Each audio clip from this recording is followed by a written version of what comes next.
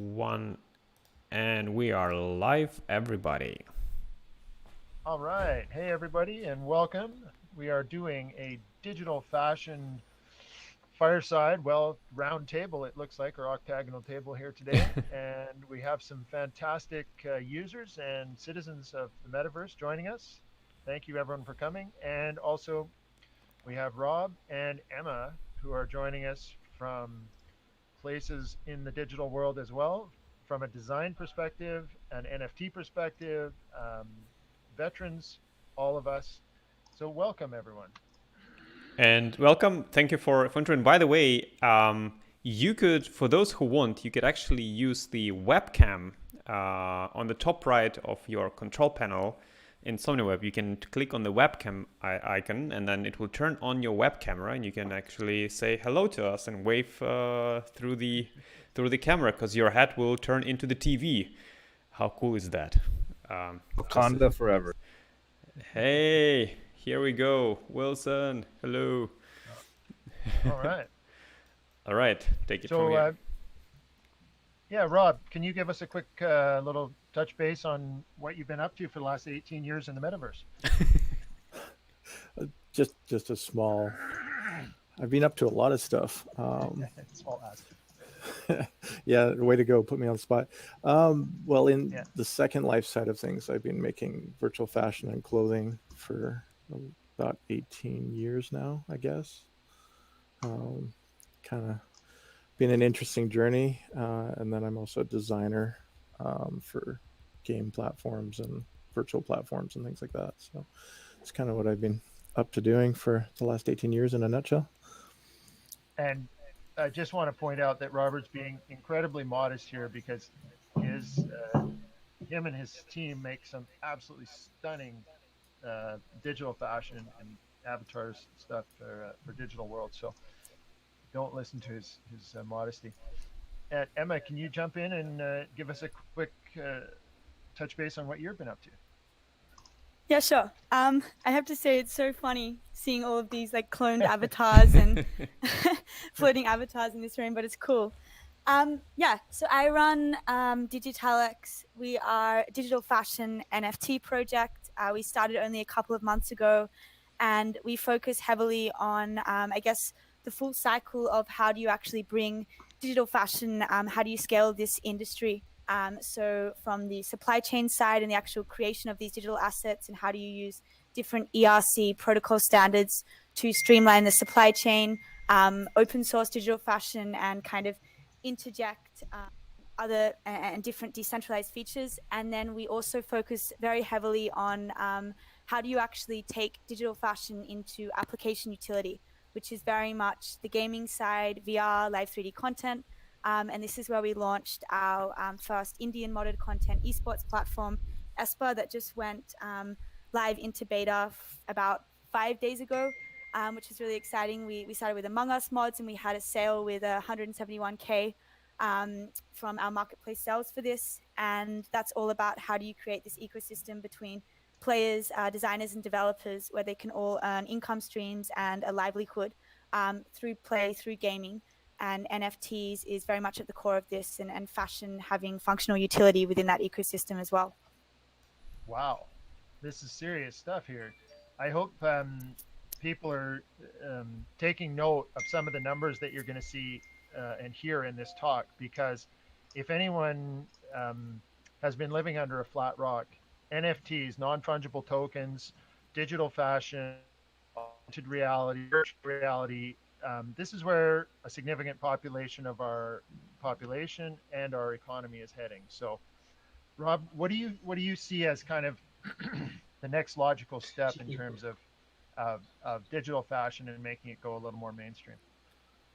Um, well, a lot of the design work that, like we've been doing virtual fashion for, like you said, over 18 years now, and it's just kind of blowing my mind still, I guess, with the whole NFT movement. I'm still kind of coming to grips with it. So what Emma's been working on is been really fascinating on my end as well, just looking at the potential numbers, because when we sell our virtual fashion online, the numbers that we're selling right now from a virtual currency perspective are nowhere near the numbers that are starting to come out through NFTs. So it's been just really fascinating, and it's fun to be part of the ride, so to speak.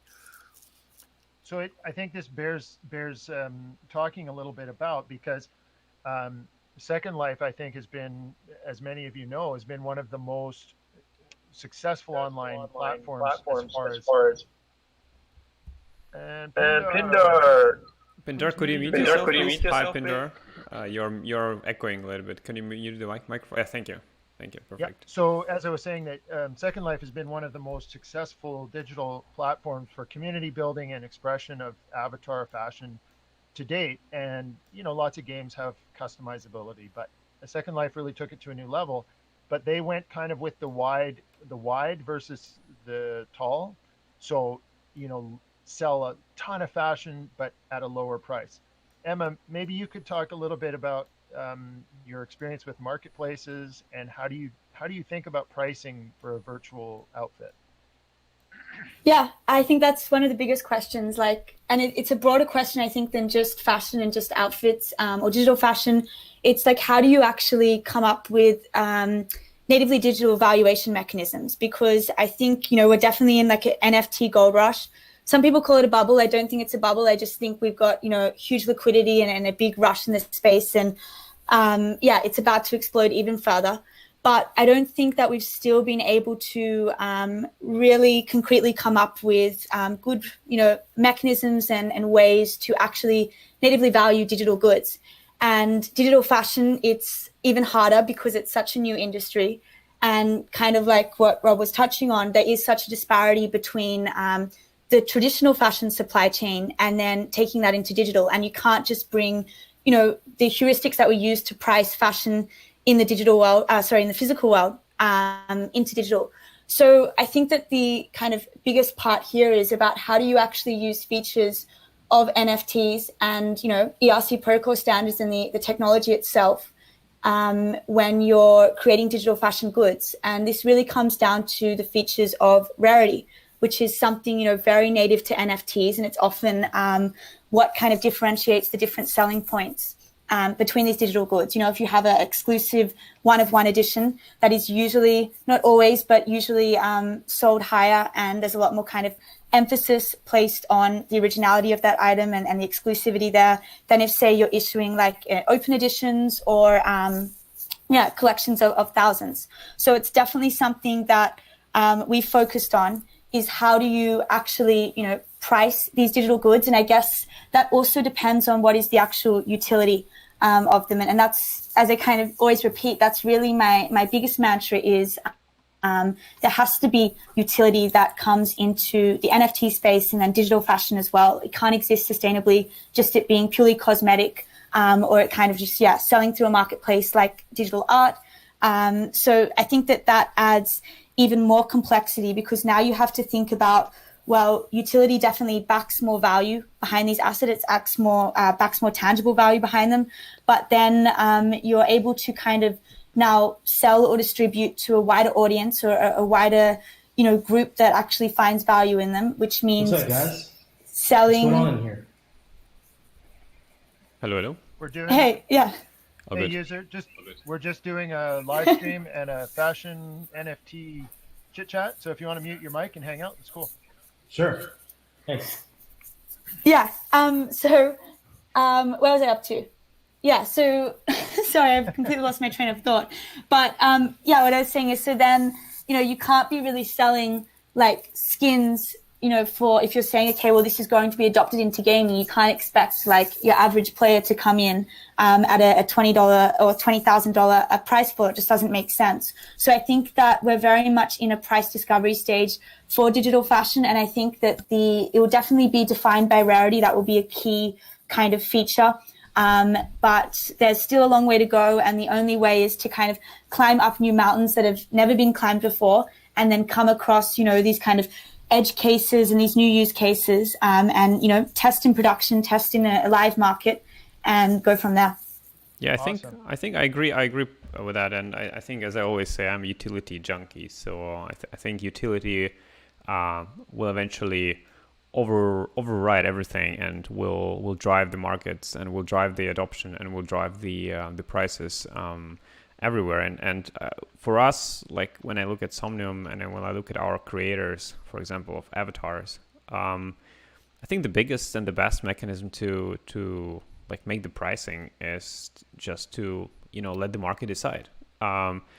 And if there is something cool and it provides utility and the avatar is, you can wear the avatar, you can make it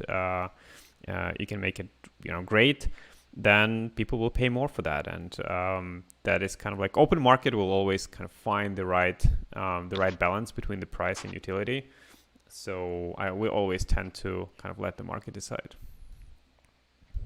Yeah, I mean, this is sort of a place where we can experiment with different forms of capitalism, and I'm sure certain platforms will try different things.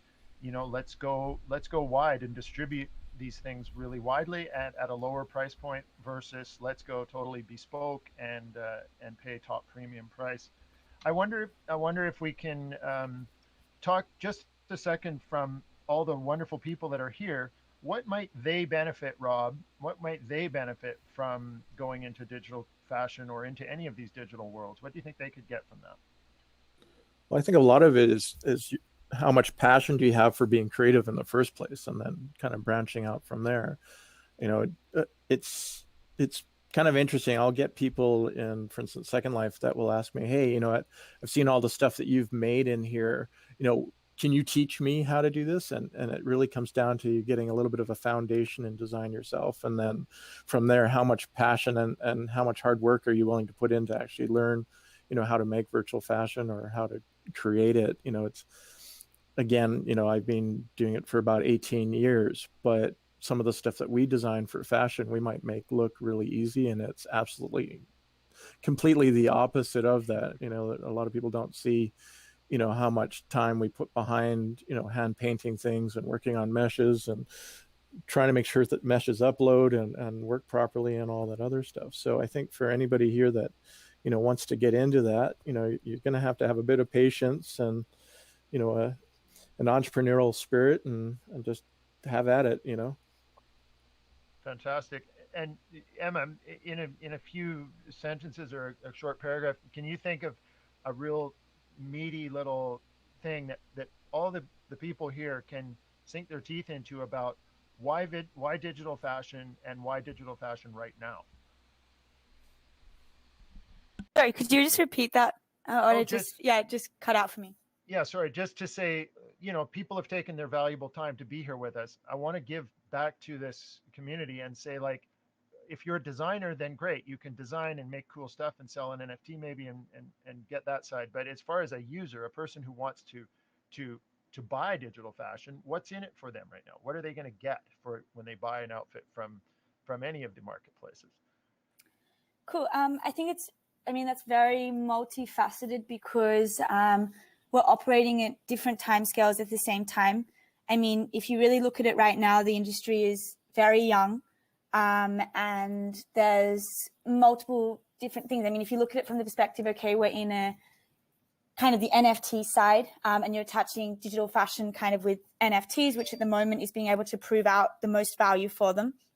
Then, there's that kind of investor sentiment. Well, if I'm investing maybe in a young designer or a young, brand within the space, then there's that kind of bigger potentiality that in the future, this digital fashion NFT could go up. But if you're looking at just purely from the digital fashion perspective, then you have to look at, is this digital fashion piece more of like a marketing or coming from like an advertising perspective where it really is just like a MP4 or GIF file and a rendered 3D model? Or is it something a bit more than that, which then really does have that, say, in-game or in VR, just in a 3D environment utility?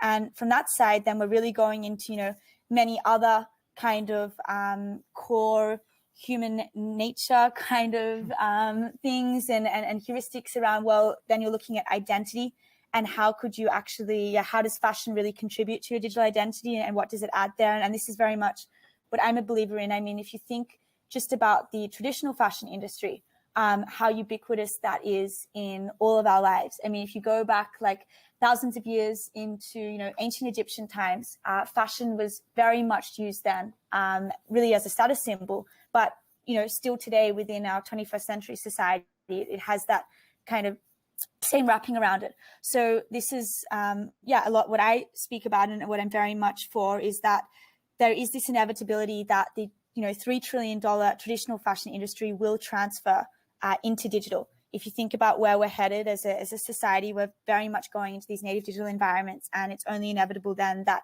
fashion will also transfer that. I guess at this stage, to cut a long story short, it really depends on how you're interacting with it. But I think it's more about being part of an early market that is set for huge trajectory and exponential growth. And you're able to come in and test different concepts, key ideas, like I said before, kind of test in production with other projects and protocols and infrastructures that are building in the space, and then be part of that wave that really sees that through into mainstream adoption. Wow. I think we are all here, and I think we'll look back in a few years at this particular scene of all of us wearing the same avatar, having a beautiful moment here in the internet and the metaverse. I think we'll look back and chuckle a little bit in the future, because I, for one, love having an avatar that reflects me as a person. What do you think, Arthur? You've got quite a few. In 1 month, you will laugh at it in 1 month, because you'll be able to customize the avatars in here within a month or so. But yeah, I think I've been playing and using virtual worlds since like 1999, and my first one was Ultima Online. And even back then, I mean, people paid and worked hard to get some unique wearable items on their 2D avatars, like no joke. And I remember, having a special cloak or a hat with a special color which nobody has. What a huge deal! And people were able or willing to pay hundreds and thousands of dollars to get those items. So for me, definitely is nothing new. And I think, when I speak to some fashion brands and when I speak to some companies, I always say them, people are ready and already are paying more money for digital goods than they are paying for real ones. And there are several reasons for that. But one of the reasons is, for example, utility, right? They can use that item and showcase that item much more in digital world than they can do in real world. And that's the true. And for example, avatars in Somnium, when you wear a virtual reality avatar, a full body avatar, it becomes part of your identity. And if you're comfortable with that avatar, and if you really love the avatar you're wearing, and you can do great videos with it and great selfies, and you just feel comfortable with it, like, how much are you ready to pay for your part of your identity? I know the answer. It's a lot. And that's why creators in Somnium have been able to earn like almost $150,000 within like 2.5 months from us starting allowing them to mint NFT avatars in Somnium. So I think that's definitely the future, and there's no doubt that pair of sneakers or digital sneakers or native digital goods will have a bigger value and much higher economical impact and turnover than the physical ones. And not because of pandemics and stuff. It's just how people think, and more people will be existing online because of the nature of where the world is going. And yeah, we'll see huge growth in all of that inside the metaverse. Fantastic. I mean, it just reminds me of the situation of reach.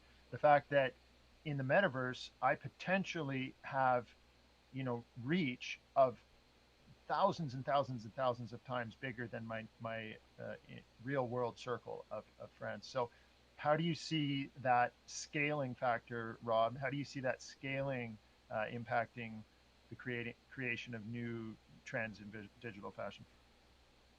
Going to touch base a little bit on what Emma was saying. Just initially, first is the self-identity for people. Being a unique in the environment is such a driving force. One of the things is, when you design some virtual fashion and someone buys it and then they come back to you later and say, I went dancing with my significant other and we went ballroom dancing. We used one of your suits or one of your ballroom dresses or, whatever you've made. That experience that they shared together is building, these meaningful experiences. And I think that, one of the things that the reason that a lot of us as, virtual designers, it's not just about, how much money can we make, selling the virtual clothing and all of that stuff, but it's creating these unique experiences that people can enjoy online and whatnot. So I think a lot of the driving factor behind that for me has been, what type of experiences can I help people engage in with creating, these virtual fashion creations that are going to, allow people to have, just an amazing experience together. The self-identity side of it that you touched on a little bit. This is why people are spending so much money on, custom avatars in, Somnium Space or in Second Life. People want to, kind of grow into their own skins and feel, maybe possibly their true self or what they always wanted to be. And sometimes you can't always achieve that in the real world. So people, I think, are drawn to the virtual worlds and the metaverse so they can have that experience that maybe they couldn't have before or they couldn't experience in a way that kind of suits their personality and things like that. But as far as, direction of growth, it's the sky's the limits. I mean, it's absolutely insane what's coming down the pipeline, I think, for all of us. I think when you consider that the recent sale from Christie's and the backstory behind it of literally a person who doesn't even have enough money to buy a laptop now just purchased a $62 million piece of native digital art, 8 years later. It's crazy. I think these are the kind of sort of hockey stick moments that we're going to see in digital fashion as well. Emma, can you talk a bit about tradability, like, just the nuts and bolts, not too technical, but just something about tradability in NFT and digital fashion?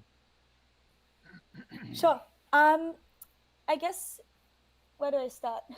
I guess I can talk about, something interesting that we do in our own digital fashion supply chain, and really like how we started was how do you actually build out stronger distribution channels for digital fashion, and what does it actually look like, particularly when you're building on top of infrastructure like Ethereum. We brought in this concept of fractional garment ownership.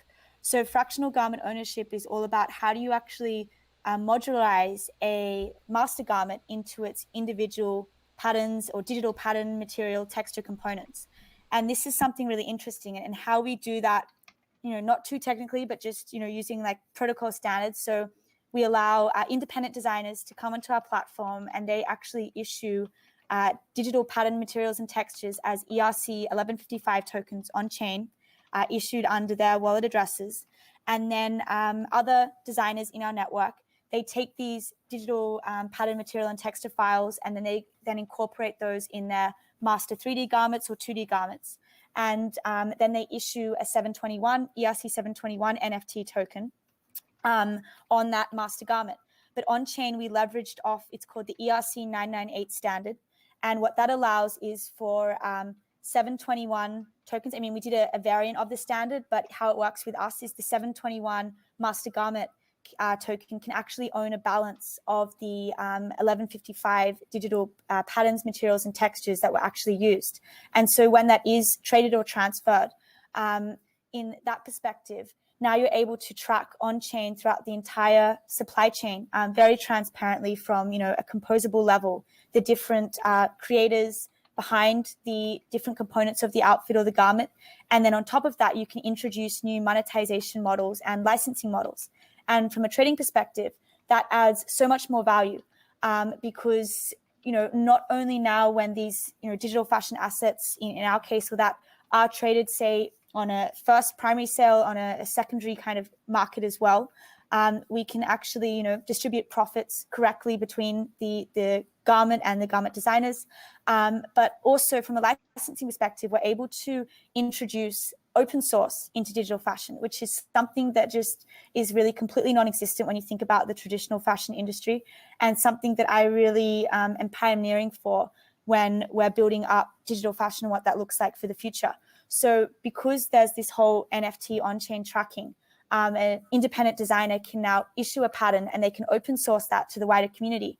And through our contracts and our architecture, whenever that's used, they know that they're being, authentically accredited as that original designer and then able to participate within that whole monetization process. So I think that these are kind of core unique components when you think about how do we actually scale, NFTs past like a big Christie's digital art auction. What's the next step? I mean, it's going back to utility as well, but it's going back to how do you actually use the technology and core features of the technology to bring different layers to how we interact with the NFTs, how we actually back them with value, these assets. And for fashion, it's definitely a very unique use case. And I see that these components, as well as how we're going to be able to use natively digital environments to actually further build out the physical supply chains and make them more sustainable, make them more efficient and streamlined. This hybrid kind of digital physical, again, I think is a very untapped market for digital fashion as well. And it also looking at, well, how do you actually bridge utility from the digital environment back into the physical? Because, in our physical environments, we do have this expectation that we can wear our fashion globally, but that's still a big problem when you think about from a digital fashion perspective case, because of the actual kind of technical pipelines. Often the fashion garment that is created in either 2D or 3D, it's limited into one subset application environment. So for example, the t-shirts and pants that we're all wearing right now in Somnium, we couldn't just take those files and then drag and drop them into Fortnite and have it work seamlessly. There would be data missing, there could be geometry missing. So it's a really big problem as well. So I think that is another aspect, not to go on a tangent when you talk about tradability, of these assets and of digital fashion as well. We should also be looking at really that technical perspective and where are the bigger challenges right now when it comes to interoperability, because that definitely kind of vertically silos the value of the asset into closed environments rather than having this, complete horizontal democratization of where it can be used, how it can be traded, and the limit of the value. Wow. So in case anyone was concerned about the technical side, definitely want to talk with Emma afterwards. The stuff that is coming out of that, of what she's doing is definitely seriously some cutting edge stuff. Arthur, do you mind just talking a bit about how you see the interface of IRL fashion and the sort of the impact of what they would call fast fashion versus an avatar, maybe an NFT or even just a custom avatar? Right. It's an interesting question because I've been, thinking about this quite a bit. And for example, we're going to introduce wearables, the VR wearables this year. We of course want to have interoperability, so we talk with Emma and with with others in general how to make that happen. But generally speaking, it always kind of like I kind of think digital first. I can't help myself. Like if for me, it's like, all right, if I have a cool thing on my avatar, like if you look behind you, Emma, right, there are like those, there's a picture of those shoes with the Somnium logo. And like, if I look at those shoes, I'd like, I love those shoes in VR. And because of that, I probably want to have something like that in real life. Like that's kind of like, that's how I think, because maybe I'm not the biggest like fashion person in the world for the real life. I do like quality clothes, but that's where it ends. But yeah, for me, it becomes more and more digital first. Like I do care more about like how my avatar looks, what it represents, what kind of like cool videos and pics I can take with it. And because I can do more things, I can be more free and do more cool stuff in VR than I can do in real life. That's just the case. So I'm not sure if I'm answering your question, but for me, the easy answer is it's digital first. Like, I think about digital first. So for me, it's like, okay, give me a great item in digital existence, and then I would really think about how can I get a physical one rather than buying a physical and getting the same digital. But again, when I talk to brands, definitely the future is you'll go to Nike shop and you will buy a pair of shoes, and those pair of shoes will come to you with or without NFT. And on checkout, you will just choose, do I want to have those shoes as NFT together with my shoes? And you'll pay maybe $20 more, or you don't, and you won't pay more. And if you buy that NFT, you'll probably be able to wear it in Somnium, and that's how the future of e-commerce and physical commerce will work. So there you go, people. You heard it here first. So I mean, on the subject of shoes, I think this is an interesting place because you've taken the NFT sort of art side, and you look at an artist like Ferocious, who's now taken real shoes, painted them, NFT'd them, sold the NFTs, but is also selling the shoes. So I mean, I'm a firm believer that in a very few years, a majority of the population will be wearing shoes that are essentially very neutral color, and your AR glasses will be painting your NFTs directly onto the shoes of the people you're looking at. And people will be paying for that more than they would pay for real shoes. So I'm happy for that development. Rob, what do you think? How does I have to bring the the, how do I say this? The environmental cost of fashion is well known to be quite high. I'm wondering how you might compare and contrast that a little bit with digital fashion. Well, I think the biggest relation to that is probably environmental impact. Virtually, you can make unlimited amounts of fashion without having any environmental impact, really, other than maybe the technology, like as far as the hardware environmental costs, for running the computers and things like that house the NFTs or house your virtual goods and whatnot. Like, that's where the main environmental impact comes in.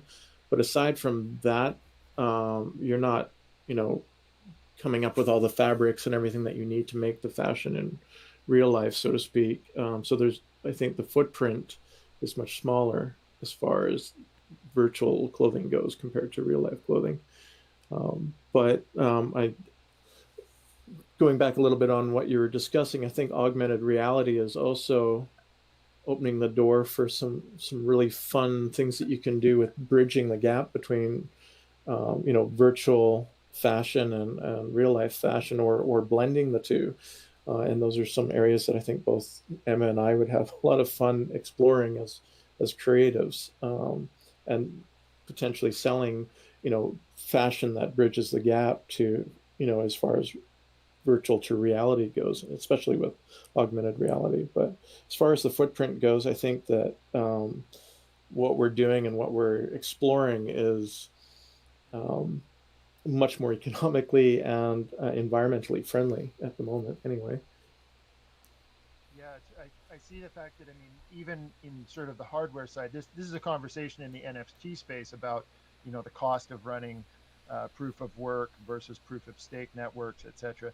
So, Emma, can you just touch base on another aspect of the economy of fashion in terms of, do you see a way that NFT digital fashion could pay more of a living wage to creatives and people in the fashion, in the what I would say garment industry? Like, could some of these people pivot, do you think? Yeah, definitely. I think the future will be more focused on digital. I will never cut out physical. I mean, fashion is going to be core there, and as kind of was mentioned before, like the modding side of how you have plain physical, physical structures of like shoes or t-shirts, pants, clothing items, and then you mod, digital materials, patterns, textures on top of that. I definitely think that is a huge use case for the future. When it comes to kind of, how do you actually bridge a lot of the physical fashion labor that we see today into digital. That does require a different skill set. I mean, creating digital fashion assets as it is today, it isn't like a trivial thing in a sense. From even like a heuristic point of view or UX, UI, it is hard when people come into the space, particularly 3D. 3D is one of those, application platforms and environments where there is no real likening to how someone would build something in the real world. Working in a 3D software in a program is very different, which does mean that, anyone can come in, but it does require like skill, practice, and effort. So I think that there will be a big bridge with people coming over into digital fashion and kind of supply chain labor, particularly when you think about a rendering side, 3D modeling side. But right now, we don't really have scalable infrastructure for that. I mean, if you think about what is the biggest kind of problem with artists face these days, it's rendering problem. How do you actually, efficiently create items that actually have, as an artist, your creative intent embedded within them, and then verse that with like time and costs of rendering that 3D model or that animation, so that then it can be used within an application environment or even so I think that is really the big that is going to be kind of looked at next, and not just for fashion, but even if you think about like crypto art and these kind of industries as well, general 3D. So yeah, I guess that's really where there's like a big physical crossover as well as how do you bring people into digital. Well, you start by laying out this infrastructure and optimizing that, and then you can definitely scale up these own digital supply chains where you can have natively digital workers that are purely focusing just on the modeling of the assets and these kind of things. But it's not going to happen overnight, because even Digital X itself, we are like a fashion house. Everything that you see in our marketplace, we're not like Super Rare or OpenSea or Maker's Place or that, where it's kind of like artists come on and they submit their work. We very much, embed with the artists and their work, and how we do that is throughout the whole like technical supply chain. We do the rendering for the artists. We take on even modeling sometimes for the artists. We take on the scene creation and the animation side. So we really are like a own creative house in that sense as well. So we have a lot of experience in terms of what are the key challenges faced in terms, how do you actually cost effectively streamline out this supply chain and then get it to market, get it on our marketplace in a way that is, then minting NFTs and allowing users to come on and purchase these assets. So that is a big problem, is definitely the technical side of streamlining out these supply chains and putting in a labor kind of system or force where people can come in and create value for themselves, that is still cost effective and sustainable for the rest of the ecosystem. So that is, I see that what you're describing there as a huge win for somebody, Arthur, maybe you, and maybe Somnium somehow, I don't know, but somehow to streamline and talk more about interoperability, which I know you've been working on. Do you have anything on that right now? Absolutely. I mean, the future is definitely about interoperability, and even a bit of the present. I would say, in terms of it's all about allowing people to create in a certain standard, and also in certain formats, which could be used in different platforms. And we will see this with avatars. And again, there are several approaches how to do that. And it's possible. Also, I should say that Somnium right now, allows everyone to showcase and interact and buy and sell NFTs, which are on Ethereum. But this year, we'll expand. We will allow people to, on their land parcels, to interact with NFTs from Near protocol, for example, or Polygon Layer 2 or Flow blockchain, right? And this will expand the use case. We're a platform, and by definition, the platform, especially which is running a decentralized economy on the blockchain, should be open. Now, the path to this openness is not a one-day endeavor, but it's something where we're committed to. We will come to that point. And as you know, such as you remember, we were the first one to showcase the ability to teleport directly from Somnium to high fidelity at that time. We allow people in their VR tablets just directly go from Somnium, not even leaving VR, going from Somnium to like CryptoVoxels, for example, right, or Decentraland. They can just load it in there while being in VR. They can load it and just wander around those worlds, for example. So yeah, I mean, interoperability is utility, and utility is king, and that's where Somnium is committed to that.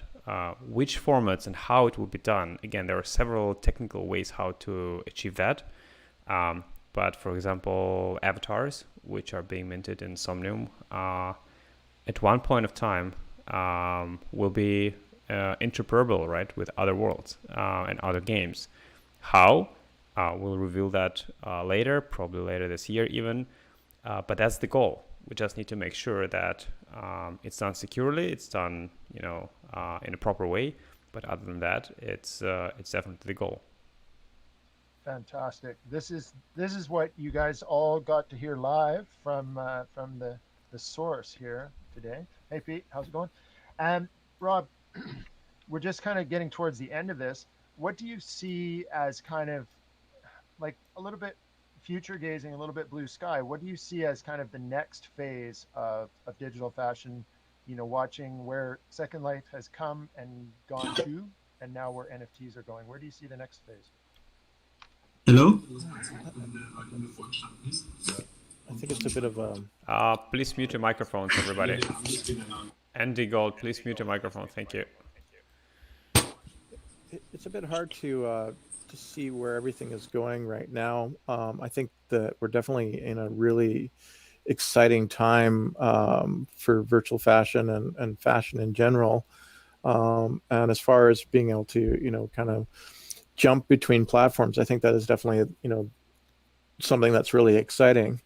AltVR had me try and work on a custom avatar for today, and I sadly came up a little bit short, but after 12 hours of experimenting and whatnot, I was able to come up with something that looked pretty cool, but it still needs a little bit of work before I can bring it into this platform, only because I was 70,000 polygons over the mark that they need for the upload here. Just a tiny bit. Yeah, just a little bit, but I think, get an A for effort. But making I guess for the future fashion, if we can start moving the fashion and our avatars from different platform to different platform with, kind of like Ready Player One, from one network to another, that's really an exciting perspective. I think also for those that have disabilities and challenges with that, being able to have a virtual version of themselves that can move around freely without having necessarily the real life barriers that they face is something also that's really exciting as far as the virtual platform goes. I had some other thoughts, but I can't think of them off the top of my head right now, so I'm going to pass it back to you guys. Thank you. I really appreciate you bringing up that the side about different levels of ability. I just want to say that in certain virtual environments, a person who might not even make the sort of social cut in real life might end up being an absolute leader in VR because of certain things, certain restrictions being lifted. Emma, do you mind sort of future casting a little bit? What do you see as the next sort of logical step for all this stuff going forward? Sure. Yeah, in terms of the fashion side, I mean, to kind of repeat on what I said before and put more emphasis on it, I really think that utility is really important. It's about how do you actually bridge digital fashion into application utility environments, but how do you do it in a way that actually enables the industry to scale and actually allows designers, brands to come in and create new jobs for themselves, have economic value, create livelihoods, because at the moment, and this is, going back to the point on technical interoperability and why that is so core and so important, but then also another layer, how do you also ensure business interoperability? Because really how the industry works right now for digital fashion, if there's a large brand like, say, Gucci coming into the space, maybe they will do a partnership with a gaming kind of production or publishing house like, say, Epic Games, and they will put a collection out in Fortnite. But still, that doesn't really, from a scalable point of view, it doesn't really make sense, because if you're a brand, okay, you get your collection in one game, or you partner there, but that's usually a limited edition. It's not just as a brand or a designer you're able to kind of keep putting out new collections and really create a sustainable livelihood from that. And then once that is finished, you then have to go and pitch to GTA or work with GTA, and then the next one and the next one. So that's really not a great way to grow an entire industry, because if you think about it, and drawing an analogy from the traditional fashion industry, we don't walk into a fashion store like, say, H&M or Zara, and we don't buy a T-shirt and then oh, sorry. I'll get to, can you mute your microphone, please? Thank you. Sorry, I thought it was from mine. We don't walk into a physical fashion store and then it says on the label, oh, you can only wear this in this specific room of this specific house. And then as soon as you walk out of that room, you have to change what you're wearing. It really doesn't work like that, and that's why the fashion industry becomes so global, becomes so ubiquitous from that distribution sense as well.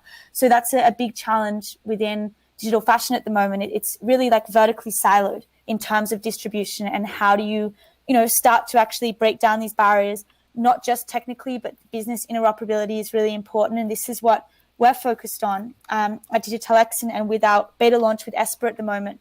It's building in an esports platform and ecosystem where fashion is at the core, and it allows players to go on our marketplace, purchase these digital fashion in-game skins, and then they take them in-game. When they're playing in-game, the NFTs actually track their score in a sense, or that's how they're recorded on this leaderboard, and that's authenticated through our system and through the users purchasing and owning these NFTs within their wallets. But they go into these different content environments. We started with Among Us mods, then we're going on to Minecraft, Roblox obbies, CSGO, League of Legends, and players can start playing and then have their scores tracked in these esports battles that they play in-game through their ownership of the NFTs. And that allows the players to earn an income stream. It allows the designers on our platform to start earning income streams, and also the developers showcasing their content. And it's about creating this triad between designers and developers and players, where they can come into the ecosystem and earn a livelihood. And fashion is very much at the core of this, and sitting as a layer 2 solution across different streams of content, rather than it being, okay, well, if designer comes on our platform, they're siloed to this game environment. Well, because we're putting in this, esports component in a sense, which is very much like a well-defined utility that sits outside of the core in-game economy, but it's a separate utility to that. It allows designers to interact with a second layer of utility and then not be vertically siloed to one content piece. And how we've really bridged that as well is by introducing degrees of rarity from the NFT and the fashion items themselves, where common items to semi-rare to exclusive have different functions within the esports environment. So if you're a player and you're wearing a common digital fashion item and going into a game and engaging in these casual esports battles, then you will have different access, not within the game sense, but rather within the metagame sense of the esports platform and Esper, in terms of how long your access actually lasts. And that's a really unique part as well of how do you actually, really inject and embed functionality into these digital fashion assets. So I think that that's a really important part, is about how do you look at bridging fashion and digital identity as a layer 2 to the content, rather than it being siloed, both from a technical point of view, but definitely very much from that business interoperability as well, within these different 3D or 2D environments. Yahoo! So, I mean, thank you. I'm very glad to hear this this very technical side, because the back end of all this stuff is technical, and I'm so glad that people like Emma are here to keep that back end working. Arthur, I know you have to go. Do you have any final thoughts? And then I think we'll probably start wrapping up and maybe go into questions if there are any. I actually just saw that my meeting got postponed for another 20 minutes. So I can say, but yeah, I mean, I think what Emma says is correct, and I think overall we can just boil it down to two things, right? Digital things will rock. People right now think that we are in NFT bubble, as Emma said, and I agree. I don't think so. we're in this, let's call it a discovery mode. Okay, more people and more audiences are discovering this, and for many people, at least from our experience, is that they are used to have native digitally, and they're used to have like their presence in virtual worlds, and now they discover that suddenly those things which they've never been able to own in their previous gaming experiences, now they can, and they can have full control over them, and they can trade them and attach value to them on decentralized marketplaces. Now that is the nuclear bombshell for their minds, like for many people. So I don't even think we're yet in a mainstream discovery mode. We are in a semi-mainstream of gamers slash people who are more accommodated to the technology, right? To those who already played some games in the past. They know some virtual worlds, right? And now they finally realize that, oh my God, now that is actually, a powerful technology where I can control things. So I think that's where the NFT market is right now, and we're far away from being done with what will happen in the future. There might be prices going up and there might be prices going down, but as I always say, utility is king. If you own items which bring you utility, you don't care what the price is. If the utility doesn't change because of the price, in 99.9% of the cases, the price is not the utility. Like if you're buying a thing where the price is utility, you probably want to think twice or 3 times or maybe 5 days before you do something like that. But if you have a utility, whether it's a wearable or it's a land parcel where you can build cool stuff, you don't care what it costs because you just use it. Like I don't care what my avatar, which I'm wearing in Somnium VR world, like the Tornica one, how much it could potentially cost right now. I don't care because I won't sell it. I want to use it. The same with the land parcel, and the same will be with the wearables. Like if I have a coat and I really like it, and that's my hat or my coat, I probably won't sell it, but I can wear it and I can be unique, and that uniqueness is utility. So that's kind of like my would be my final words for that. Always don't FOMO yourself. Think about utility. If the item is bringing value to you, if it's bringing some use cases which you couldn't do without that item, then I guess it's a good purchase. Yeah, this is a serious point that's being made here, which is we're all pioneers. Every single one of us in this room is a pioneer. Every one of us is an early adopter. True. No one has missed the boat yet. The boat still hasn't even been built yet, probably. Yeah. Sell the boat with an NFT, just so you know. Yeah. So literally, when it comes to AR, and look at what Apple's doing, and look at what Samsung is doing, which they aren't telling us they're doing, and look where we're going with. Oh, he cut out, but I think I can. Do you hear it still?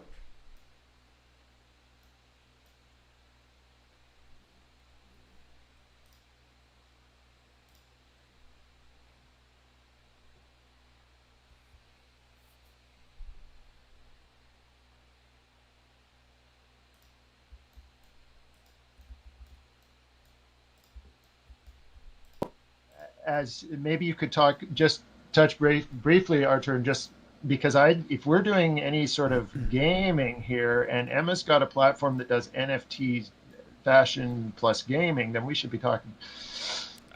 Sorry, I just got disconnected, so I didn't hear the question. But if the question is if we should be talking with Emma and DigitalX, I can give you a good hope. We already talked, so of course, and it's our how to say obligation, I would even say, as a platform, because we are a platform.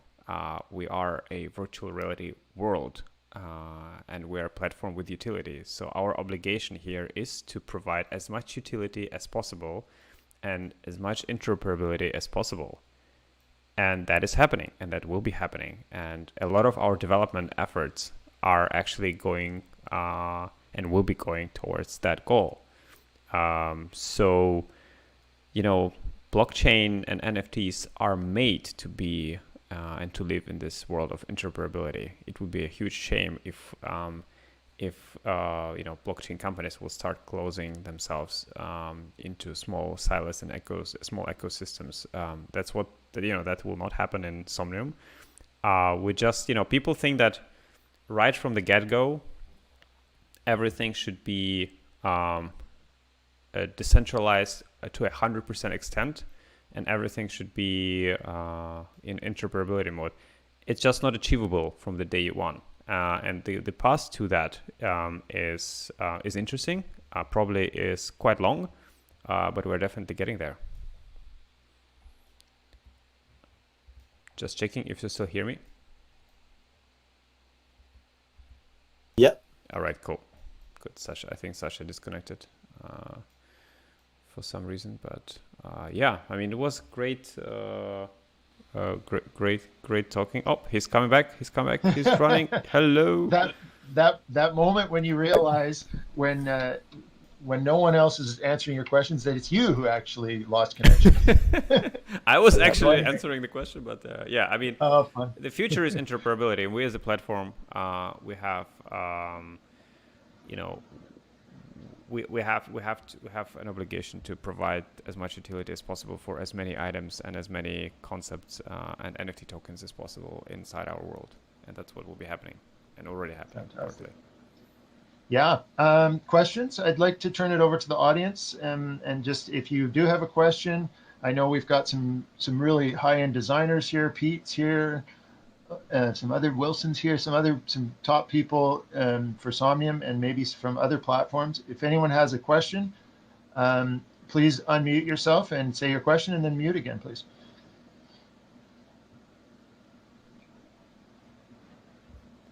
I always say if there is no questions, then we did a fantastic job. Yeah. Again, thank you again for everyone for coming. Rob, any parting words, final words? I think I'm good right now. Obviously, I'd like to meet more of the members of the community here and network and discuss things and kind of go from there. Fantastic. Emma, what can we look forward to from your platform? What's the next thing? How can we all jump in right now and get in there and make money with your platform?